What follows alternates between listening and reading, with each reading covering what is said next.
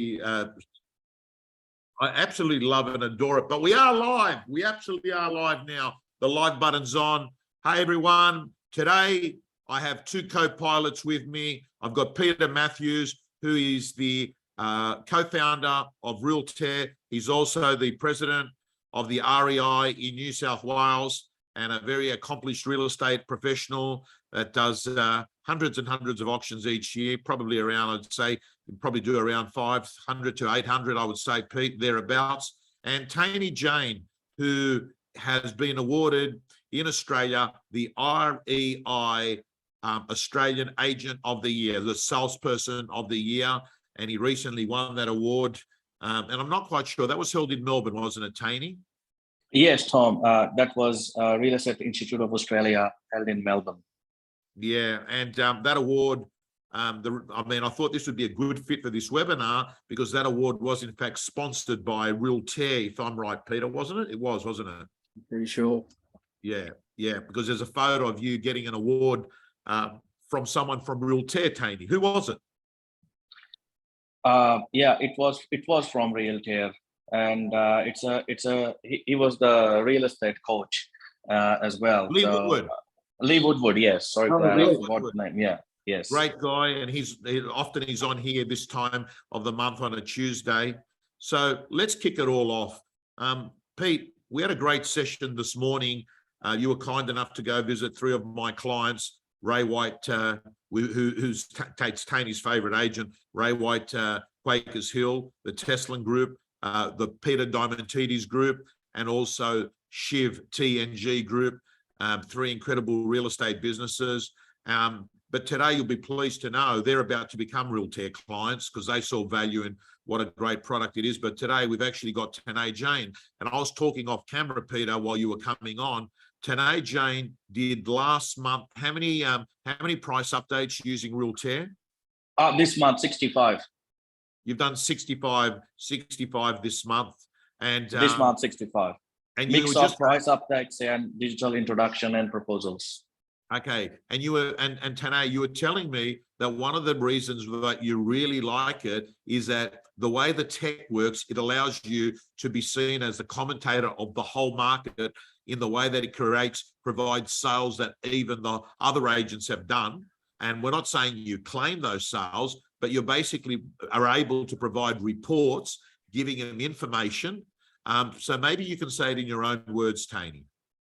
Yes, so Realtair is a great product, obviously cost-wise and obviously time-effective as well, because I say that it's a digital door knock, because the way we do door knocking and we say there's a comparison sales, what Realtair does is a spam of seconds. It's just send it on the mobile phone. And in that text message, what you can do is you can also put up, what I do is I'll put up one of my recent case studies as well in that text message as well.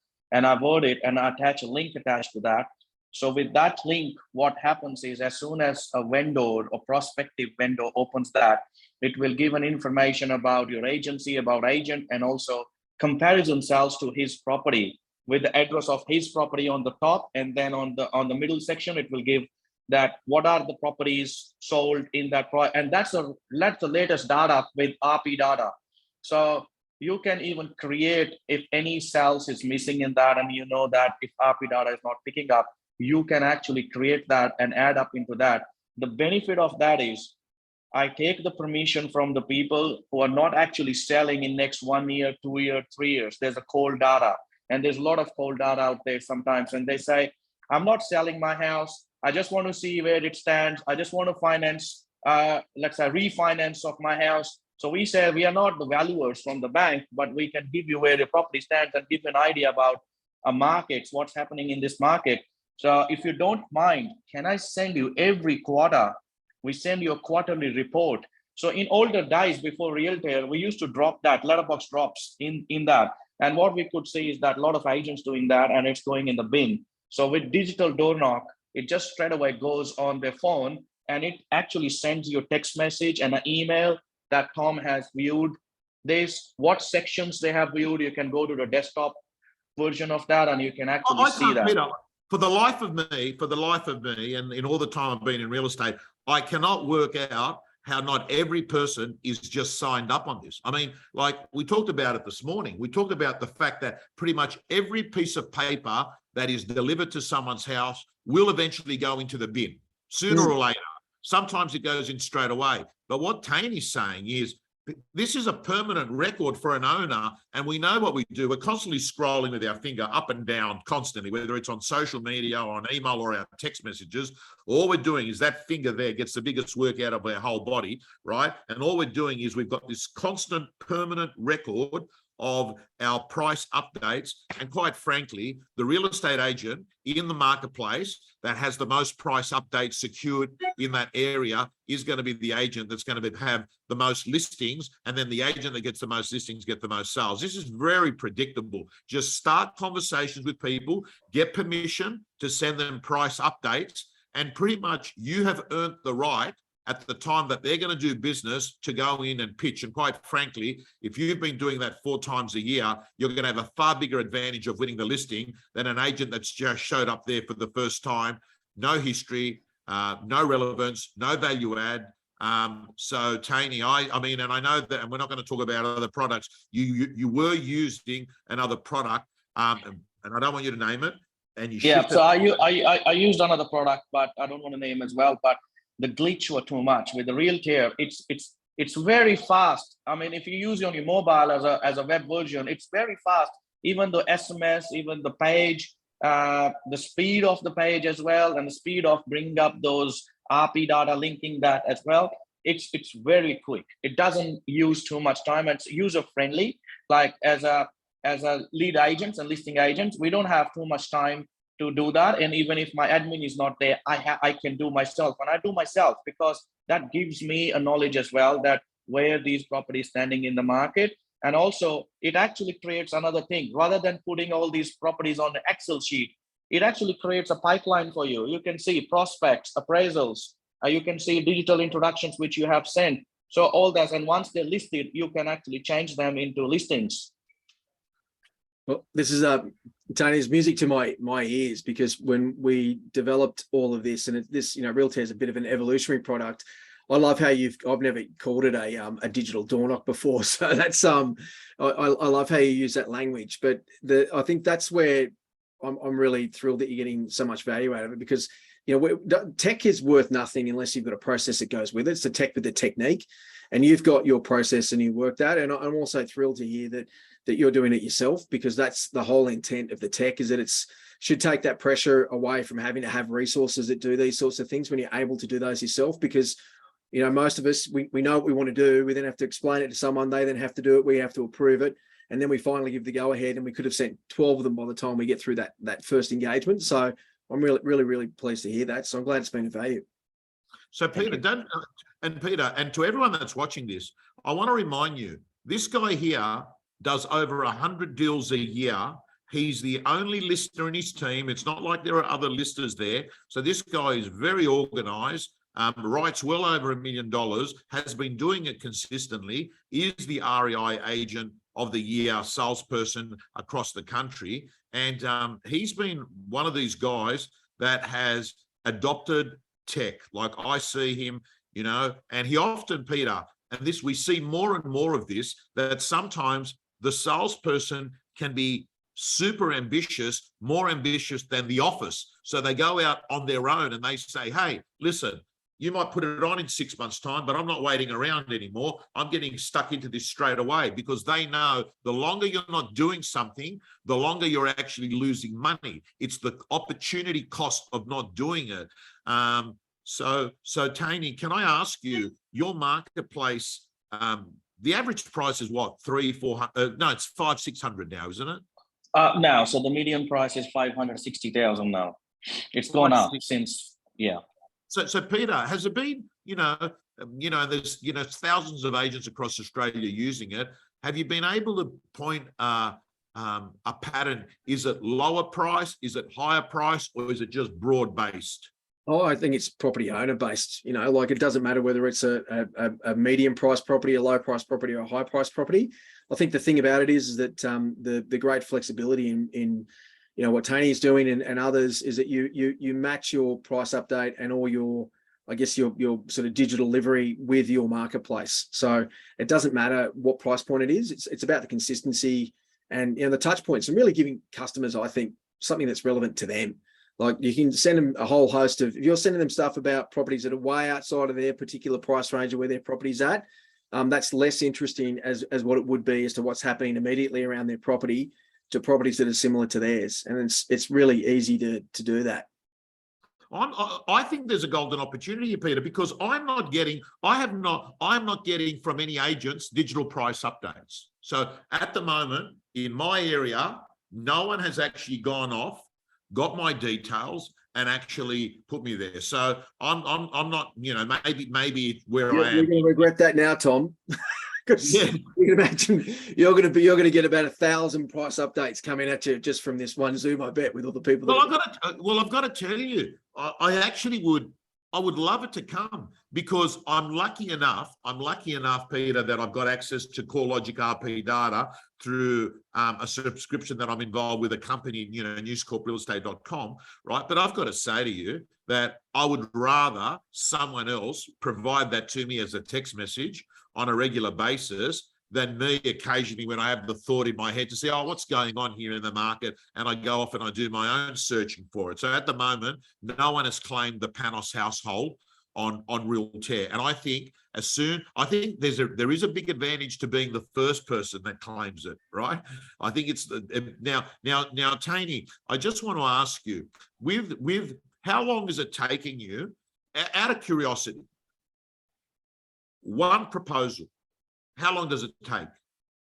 Less than 5 minutes, because it makes so easy. They got 3 different templates there. You can customize them, but I didn't customize it. I've got a pre-made templates. It's just matter which template you select, and you just create it, put up the details. It comes up with everything, and you just connect. It's automatically connected to RP data, and yes, it's done.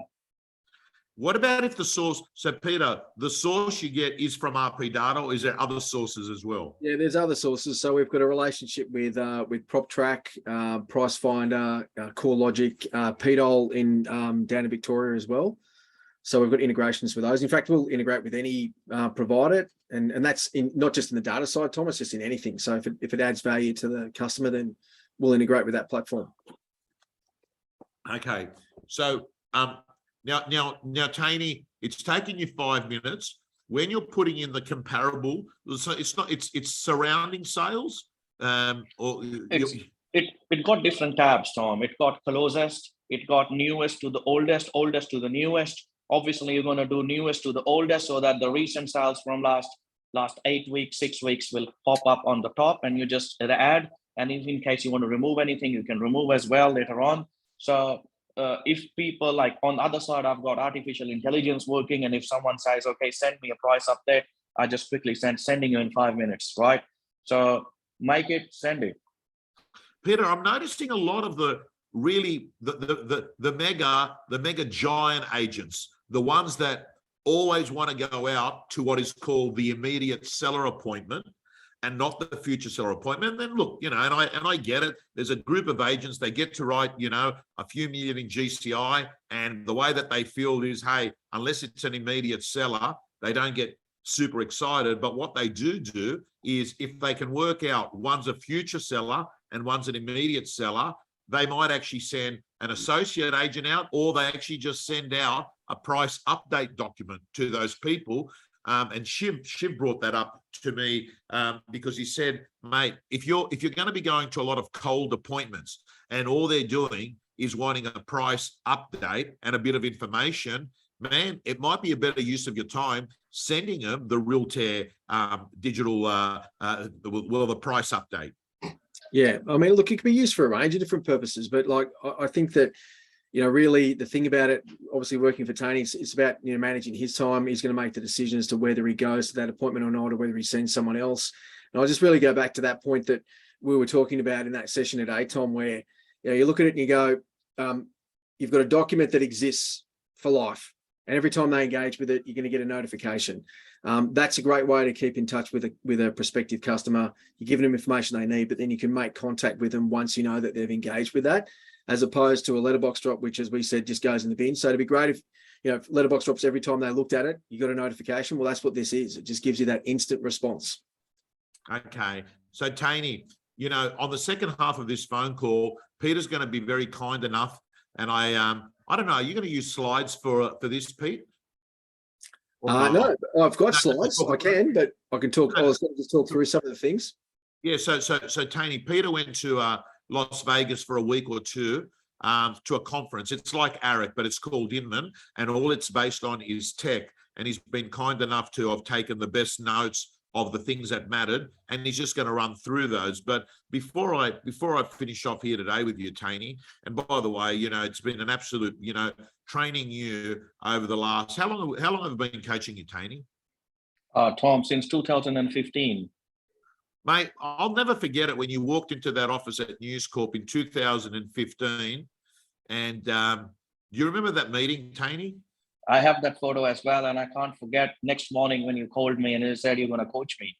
So that was 6 a.m. in the morning, and I can't forget that. And since then, you have changed my life. I would say real estate, Jim, everyone associated with you, I would say, made me self-reliant. And that's the one thing you taught me. You've proven to me that good guys do come first. Good guys do come first. And this, Peter, I'll tell you why this guy is successful. Number one is he does put in the hours in. Number two is that he is relentless. If he can smell an opportunity, he just doesn't stop.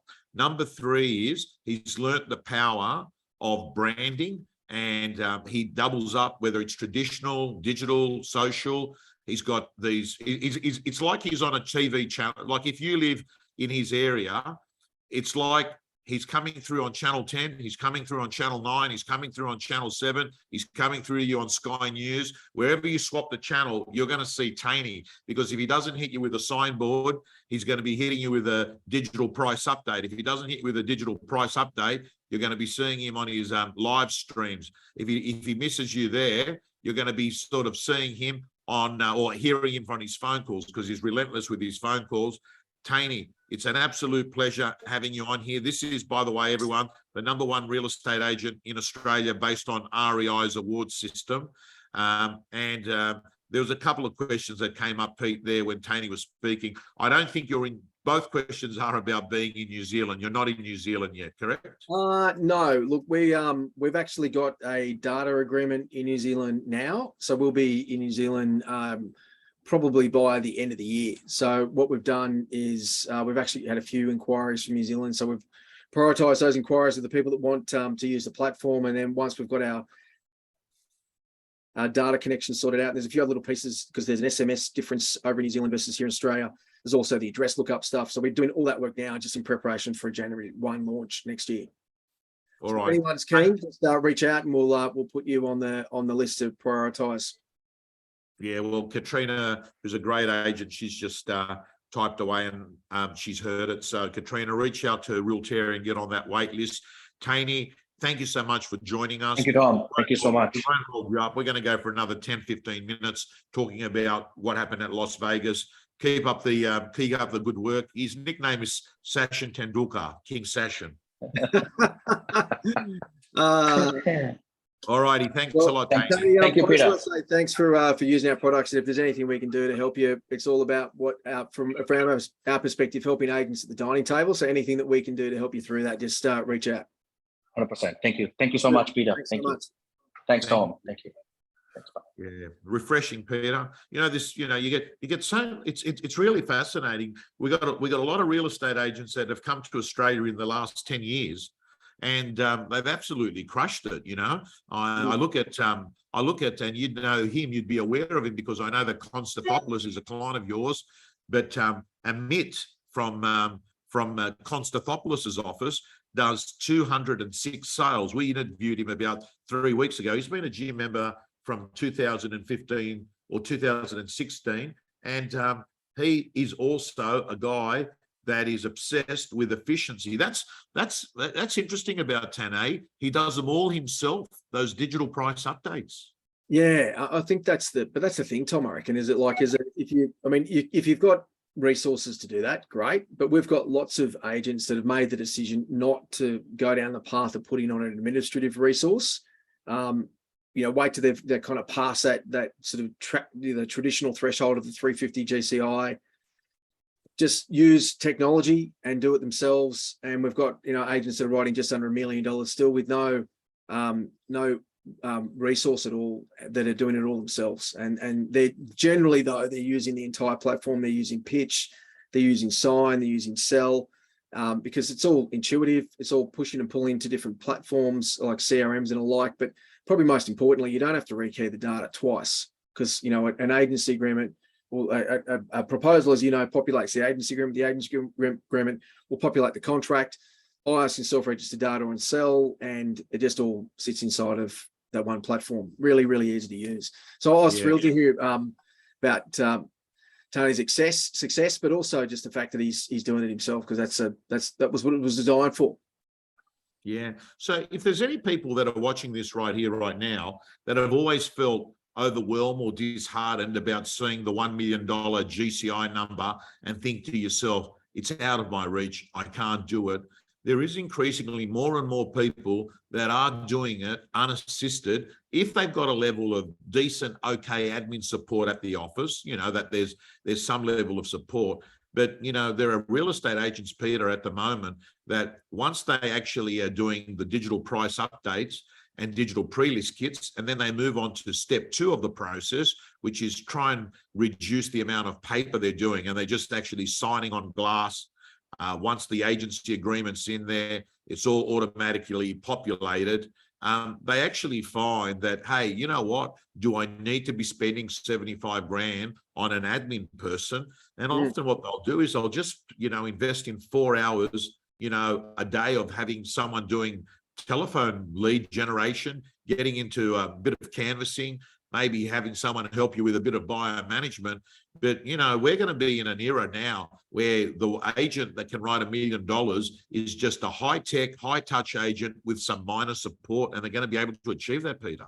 Yeah, and the thing too, I think I don't want any EAs or PAs to be nervous about this.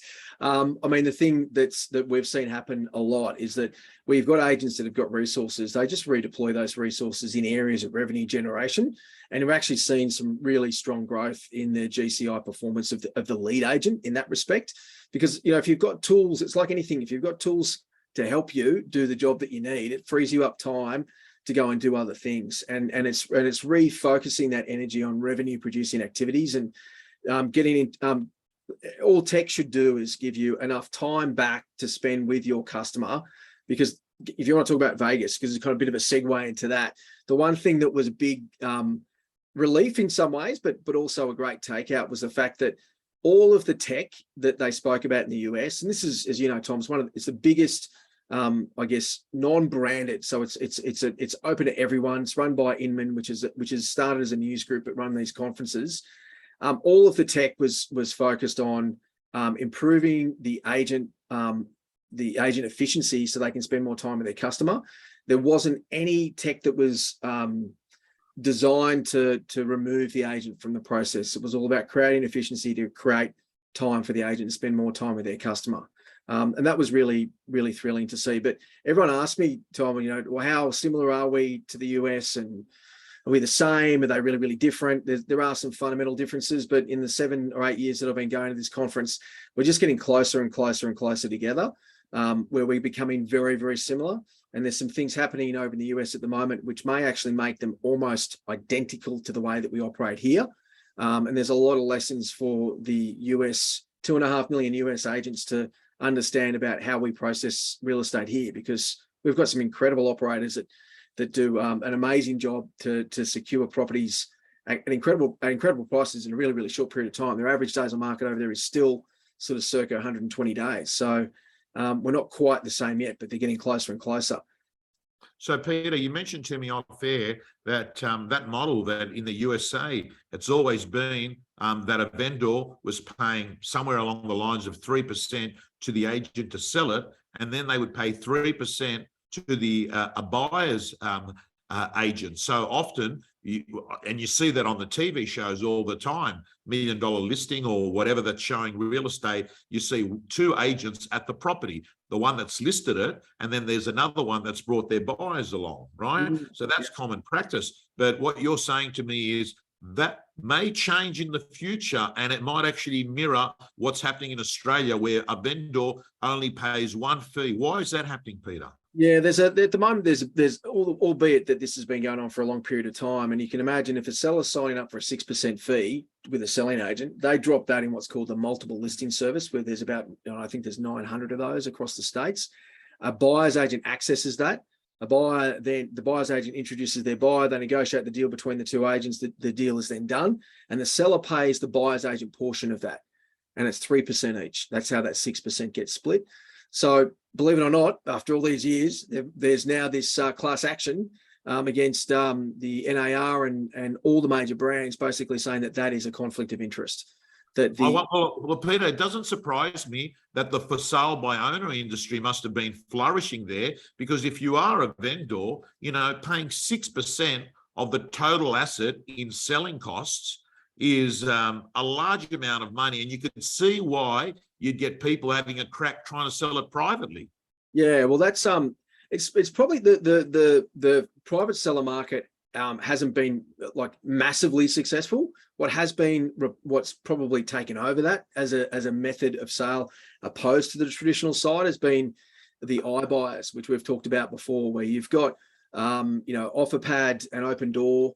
Open Door is probably one of the most prolific ones, where in the iBuyer world over there, the way that it works, these are highly capitalized private businesses, or some of them like Open Door are now a public company, where they will actually say, Tom, instead of you going down the traditional path and selling with an agent and paying you 6% and maybe over 120 days with no certainty of what your result's going to be, put your address into our platform and we will give you a guaranteed price. And what that is it's obviously it's not a market value. It's very much like we were talking about today, like car sales, where you get an instant offer.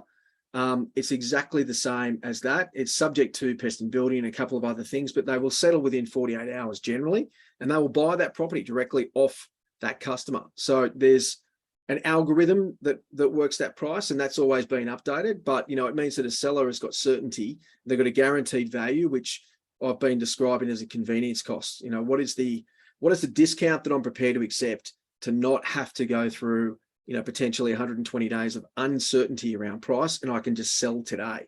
So iBuyers have actually captured quite a bit of market share and are gaining momentum in the US. So that's a really interesting model. They're not here, the iBuyers at the moment, but it'll be interesting to see what happens in that space. Well, Pete, I can see there is a cohort of vendors that would be attracted to that. Example, you've seen a house, you don't want to miss out on it. You think to yourself, worst case scenario, I've got this guaranteed figure. I can live with that figure. It'll save me going on bridging finance. And they go off and they take the plunge. And who knows, that might even be encouraging turnover and fluency in the market, knowing that there's certainty there. Yeah. Well, it's kind of what you've described in that example is the other part of the market that's emerged in the last couple of years, and that's the power buy market. So unlike the iBuy, well, similar to the iBuy market, what they will do is that they will say, well, look, we'll tell you what your house is worth, and we'll give you a guaranteed value for that. Based on that, we will work with you to purchase the home that you want to acquire, which is pretty much bridging finance, really. They've got a mortgage attachment rate of 70%, by the way, which is the highest that I've ever heard of.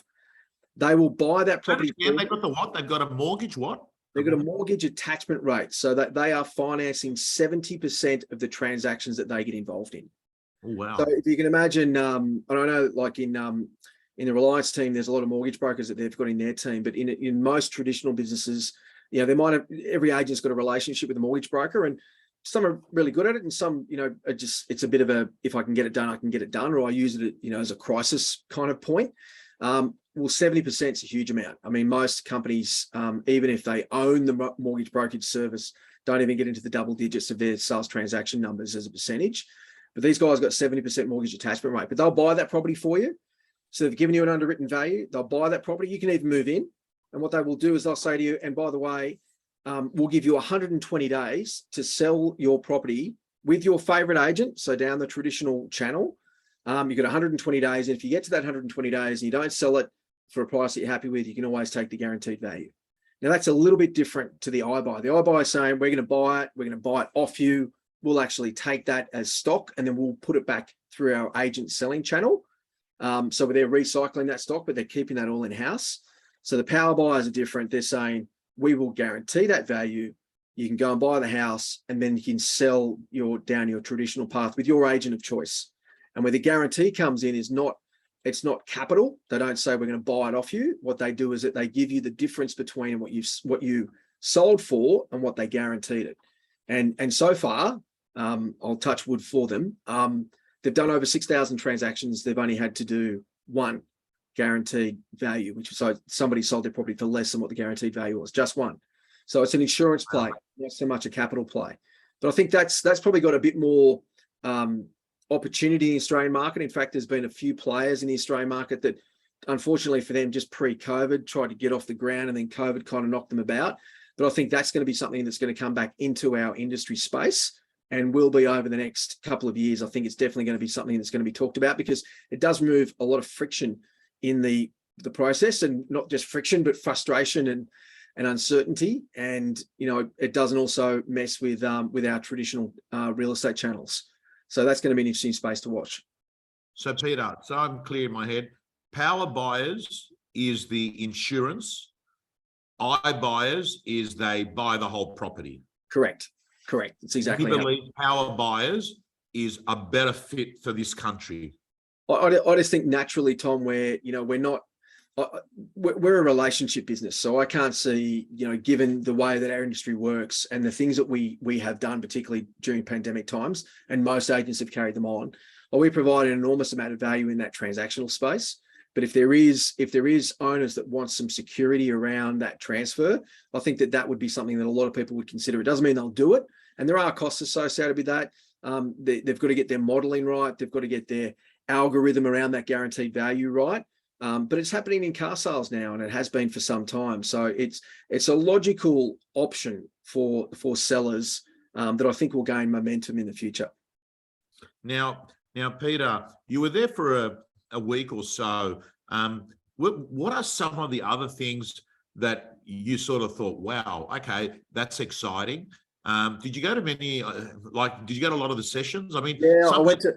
Yeah. Yeah, it was. I'm going to tell you, Vegas is exhausting on its own anyway. But I was there for work, not for play. But we had so many sessions. It was offered over 2.5 days, the full conference event. I went to the CEO Connect, which is an additional part of that as well. So a lot of the heavy hitters, so like the CEO of EXP and a number of other big organizations, Realogy, which they now call themselves Anywhere, which is part of the complete brand conglomerate. They've got Century 21, Remax, Better Homes, a few other brands that sit inside of that. They were there as well. It's interesting to hear their views. Everything that they were focusing on was about the value that they can provide to their agents, particularly agent teams. What was startling, and maybe for people on this call, you can imagine you've got a team of 2 or 3 people. Maybe you get to the double digits if you're writing some phenomenal figures. There was teams over there that have got 80 plus as agent teams sitting within a brokerage, so sitting under a real estate business in a brand, 80 people in their own team. And what was interesting about this, Tom, is that, utilizing technology, they actually were able to recruit people into different roles, but also recruit other associate agents, and not just isolated to their own state in some of these teams. So they're building these businesses inside of businesses. And there was a big focus on agent teams in that respect. But everything around the tech side was around providing agents with value, which was really good. A lot of stuff, some stuff we're doing here, not a lot in the direct sales transactional space that we provide, which was encouraging, given that we're looking at our opportunities over there. But about visibility, transparency, efficiency, they were all the keywords. So we're all using the similar language. Okay. Now, Pete, in the USA, so it's becoming very clear that the way it's working with Realtair in Australia is people get excited, firstly, with the prospecting side of it. So they get excited they start realizing, hey, digital door knock, that sounds better than a traditional door knock. And they start doing it. And then they realize, okay, wow, I'm giving them these price updates and I'm getting appraisals, and I'm able to actually see when they're actually looking at the appraisal. So I know that there's that window of opportunity to be in their face and get them at decision mode time. But then once agents go past that, what they start doing is using Realtair for efficiency, being able to actually do all this stuff, signing on glass, running property auctions in a really simple way. And in America, do you see, like, you should speak at that conference next year. I reckon that's got to be a key strategy of Realtair. You should be speaking at that conference. Yeah, we've got our first boots on ground in the US now, scoping out where our best opportunity would be. But it's interesting, like they've got bits and pieces of stuff. Like over here in Australia, we've got an average amount of subscriptions per office, which is about, I think it's about 6.4 or something like that. In the US, they've got like 12.6, like so many. They're faced with the same tech dilemma as we all are here, where there's tech, and you go, what do I grab? And I guess that's probably where our sweet spot is that we're a platform. So we're looking at the prospecting side of it, but we're also looking at how we deal with offers, and we get involved in that whole process. And I guess the vision of all of this, as you and I have discussed many times, is, ultimately what you want to do is you want to end the transaction with a complete digital file that's completely auditable, just like it would be a manila folder. But that just by virtue of following the bouncing ball of the process, that will be complete and it will be compliant. And it's that kind of stuff that they haven't quite got there.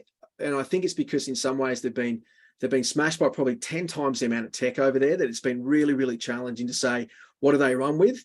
And then they've got brands that are sort of pushing things down on them. They've got people coming at them from all different angles. I think there's going to be a reconciliation of a lot of tech, that if it isn't platform based, if it doesn't talk to each other, if it doesn't eliminate the sort of duplication of data entry, which everybody, agents in particular, hate, then it's got a really sort of short shelf life. But also too, there's a lot of the tech companies now, as opposed to when I was over there a couple of years ago, they're all using words like collaboration, talking about integrations and APIs and all those sorts of things. So I think that's where you can naturally see this working into more of a platform-based operation. And I think we're ahead of them in that respect, particularly when it comes to offer management and dealing with, I guess, the method of sale. As you know, like in Realtair Sell, where we're able to manage offers, communicate with buyers at the press of a button with all buyers, accept offers, generate a contract from that, receipt the deposit, and do all those things. It's that sort of stuff that I think is going to be a big opportunity in the US, because they don't have that transactional management sorted out. They've got the post-sale stuff, I think, done pretty well, but they don't have the transactional management done as well as we do here. Okay. Now, Pete, I want to ask you, for people that are watching this now, so we've probably got both people that are on Realtair, and we've probably got people that aren't on Realtair. How does the best way that they get onboarded is that they just go to the website, realtair.com. Yeah, they can inquire at sales@realtair.com if they want to. We've got, they can go to the website and check it out, and then just make an inquiry directly from there. I think we even had a link that Susan put up last time when we did one of those, where it just came directly from you guys. That we could do that as well. There it is. There we go. Thank you, Susan. realtair.com/Tom Panos. So let's assume they clicked on that and they joined. How soon after do you reckon from joining would they start being able to do things like price updates and pre-lists? How soon after? So we're just like getting the background set up. So just getting all the setup right. So they've got the user account correct, because that then flows on a whole range of different things. But if you were just using pitch in isolation, then you can be up and running inside of 7 days, well and truly. If you've got Sign, we've got a link then through to your Sign provider. We integrate with all the major signing companies and things like that. So like the REI New South Wales, there's a bit of a plug. Like to see everyone using REI forms around the country, to be honest, because it's, the REIs design them and they make sure they are compliant. So that would be my strong recommendation as I put my REI hat on. But yeah, if you're using Sign, it might take a little bit longer just to get all those verification details. But we have we've got 180 people in the company now, Tom, and we've got an onboarding team. We've got a customer success team. The onboarding team is to get what it sounds like, just to get people onboarded, understanding the product. And then, of course, you've got the customer success to show you how to use it and monitor how you're using it to make sure you get the best and full effect of the platform. All righty. Pete Matthews from Realtair and the REI New South Wales president. Any other final things you've got to say, Pete, before we finish off today? Oh, look, Tom, probably the thing just about, and it's probably more of a bit of an industry thing, like you and I have been in this business for more than 30 years, and you kind of, there's always been something that's out there. I think that what we're going through now is not it's not something that's going to go away. Like what everybody is looking for as a principal, as a franchisor, but also as a salesperson, is that you're trying to find ways to make sure that you can be operationally efficient, being able to find everything in the one place, be able to utilize tools yourself, but also be able to delegate some of those responsibilities to team members and things like that. And I guess everything that we're putting together is through the lens of an agent. And as I said earlier, anything that we can do to develop our product, we're never done. It'll never be finished. It's always going to be evolutionary and innovative. But if there's also businesses that we can integrate with that can make the life of an agent easier and improve that consumer experience, then that's exactly right up our alley. Because I think as an industry, if we can improve the consumer experience, particularly when it comes to buyers in the sales transactional space, then I think that we're going to be able to move from that bottom third on the ethics list, certainly a hell of a lot further up, because I think nobody really understands the contribution that agents make to sales transaction environment and what we do for the industry, even just how we work within our communities and all those sort of things. None of that gets properly recognized. So to me, that would be, if we could solve that problem, and that's what we're working on at Realtair, is just to improve that transparency and efficiency. That'd be great. Yeah, you know what Peter Matthews has got as a goal, everyone. He wants to be a grandfather, and there he is. He's 80 years of age, and his kids are saying that the real estate industry has gone up so bright. Dad, our grandpa was a real estate agent. He wants it to be the profession that your grandkids are going to say he was a real estate agent, right? Tom, that's absolutely true. Because let's face it, in our early years, you weren't too sure if you went to a barbecue if you'd actually fess up that you're an agent or not. Now I think we've got every reason to be proud. We've just got to improve that perception, because that would be. I've gotten prouder, but I've got to tell you, there are times where I'll sit there, and if you're in an environment where you've got a lot of, I don't know, professionals, and you just got this intuition, I'm going to say, real estate, it still does have the stigma, not as much as 30 years ago, Peter, or 20 years ago, because I do think agents have got better, but there is no trust between the buyer and the agent. Like it's really like I mean, on Saturday, I said to one of the agents I was working with in the Inner West, I said to him, brother, I said, I wouldn't even worry about it, because every word that you're saying, that person there is thinking he is an agent. He's got commission breath. I said, and you got to accept it, because I think, Peter, what it is with vendors, a tight bonded relationship starts, because often that, like, let's picture it. If you get a digital price update, and then you're getting one every quarter, and then you're running into this person at the occasional open home, by the time you've listed, there is trust in the relationship, and you've probably listed with that agent because you trust that agent. That's probably why you've gone with that agent. But it's the buyers that you're meeting for the first time. There's no digital price update. There's been no relationship. There's been no communication. It's like, I've got a property. He wants it. This is a chess game on how I'll get more money out of him, and he's going to try and get it for a lower figure. That's what it basically is. It is. But can you imagine that, Tom, that if, that buyer, when they engage with that office, is that every agent that they dealt with when they wanted to make an offer on a property, that it was consistent? Yes. It's always the same. So we say, right, we'll scan your details from this QR code, and that's how you make your offer. We're going to send you a link so you can make an offer, and they follow that process. Then that would give, consistency, creates trust. But also, I think when you talk about tech, and I think this is a great sort of unintended value is that when you're on the buyer side of things, people trust systems. When you, like when I think I was talking to Lee about this ages ago, and he raised, like when you go and book an apartment and you pay X amount of dollars for that and take that book and you get a confirmation, you go, I'm booked, I'm done. And there's trust in that because that system is consistent, it doesn't discriminate, and it's also auditable. And if you've got that as part of your process, you've got that consistent process that the buyers can use every single time, I think that's going to start to build trust. And whether it's through our platform or it's others that move into this space, I think that's critically important for the industry to adopt, because if we do and we create that consistency, it's only going to enhance our relationship and make, I think, our perception, so that hopefully I don't have to be a grandfather to be to have. I know I'm proud to be an agent, and I feel like I'm getting prouder and prouder the better our industry gets, because we've done some amazing things in these last 2 years that we should all be super proud of. Where I guess the government should be supporting us a bit more, I think. Particularly in New South Wales, we've banked over $1 billion a month in stamp duty in a time where we were locked down. And you look at that and you think that's just an incredible amount of volume of real estate that's transacted because agents changed what they were doing. Like, we were the first adopters of change because we had to. It's just that that job's not done, and it's never going to be done. We have to keep changing and evolving to make the process better for all concerned in the whole transaction. But anyway, I'm off my hot horse now. Peter Matthews, Realtor.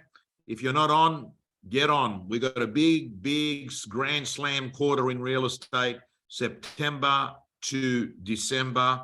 And quite frankly, if you win this spring, I reckon you're going to win 2023, because everyone's going with people that have got recency. Recency trumps loyalty, I've got to tell you.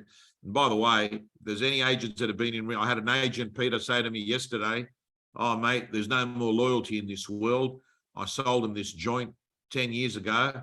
They never gave me even a look in. And I said to him, man, like, what did you do after the day that you sold them? Did you do anything? And he goes, what do you mean? I said, because I don't think that when you sell someone a home, that they're also signing an agency agreement with you, that if they sell it, you're getting it. And I have a funny feeling that someone that had recency trumped loyalty. And quite frankly, the Realtor price update document, if they've got, after 5 years, they've got 17 price updates sitting there on their phone, man, I've got to say, you're pitching for you're at least going to be pitching for the business. Whether you win the business or not, you've got to have a decent listing presentation as well, but at least you'll be pitching for it. You remind me of what Brian White said to me, the great Brian White. He said, loyalty without performance is worth nothing. So, you can't demand loyalty. There's got to be performance. And, to just expect that this is going to come back to me and I'm just going to be able to, that I sold the house, therefore they're going to list with me is crazy. There's got to be effort that's put in. There's got to be performance, because without it, you just don't deserve that loyalty at all. All right, Peter. Thank you so much. To everyone, we held you up a little bit longer. And thank you, Taney, as well. Thank you. Cheers.